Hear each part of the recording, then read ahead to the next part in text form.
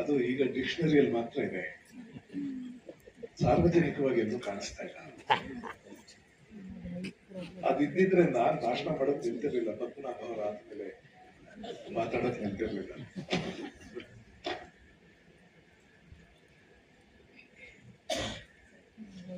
ಹೆಣ್ಣು ಮಕ್ಕಳ ಸೌಂದರ್ಯವನ್ನ ಅಧಿಕಗೊಳಿಸುವುದು ಲಜ್ಜೆ.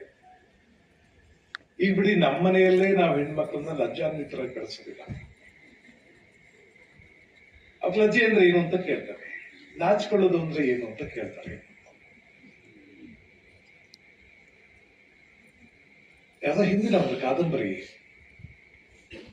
ಆ ಕಾದಂಬರಿಯಲ್ಲಿ ಅಜ್ಜಿ ಮೊಮ್ಮಗಳಿಗೆ ಹೇಳ್ಕೊಡ್ತಾರೆ, ನಿನ್ ಗಂಡ ಬಂದಾಗ ಸ್ವಲ್ಪ ನಾಚ್ಕೋಬೇಕು ಕಣೆ.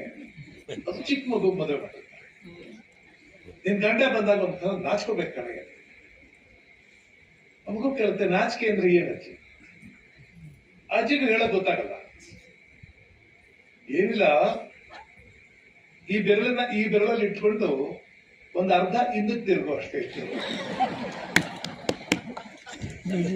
ನಾವು ಆ ಸ್ಥಿತಿಯಲ್ಲಿ ಇದ್ದೀವಿ.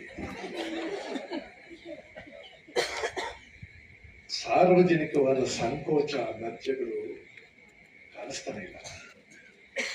ಆಡಬಾರ್ದನ್ನ ಆಡಿ, ಮಾಡಬಾರ್ದನ್ನ ಮಾಡಿ, ವೇದಿಕೆ ಮೇಲೆ ನಿಂತು ಜೋರು ಮಾತಾಡ್ತಾರಲ್ಲ, ಸಾರ್ವಜನಿಕವಾಗಿ ದೊಡ್ಡ ಮನುಷ್ಯರ ತರ ಓಡಾಡ್ತಾರಲ್ಲ, ಅದನ್ನೆಲ್ಲ ನೋಡಿದಾಗ ಲಜ್ಜೆ ಮರೆಯಾಗಿ ಹೋಗ್ಬಿಟ್ಟಿದೆ ಅಂತ ಅನ್ಸುತ್ತೆ.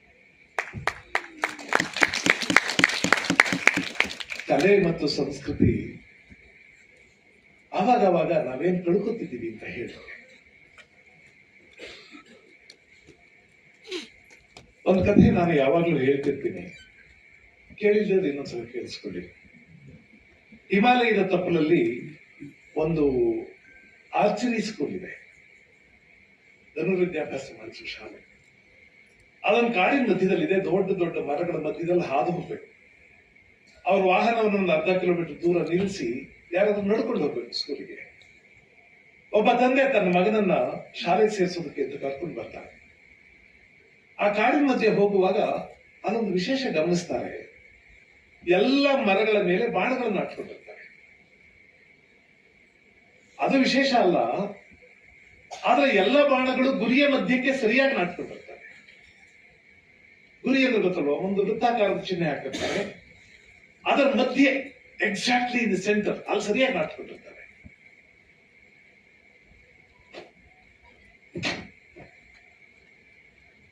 ಅಪ್ಪನಿಗೆ ಇದು ವಿಶೇಷ ಅಂತ ಅನ್ಸುತ್ತೆ, ಏನು ಯಾವ ಹುಡುಗರು ಗುರಿ ತಪ್ಪಲ್ಲ.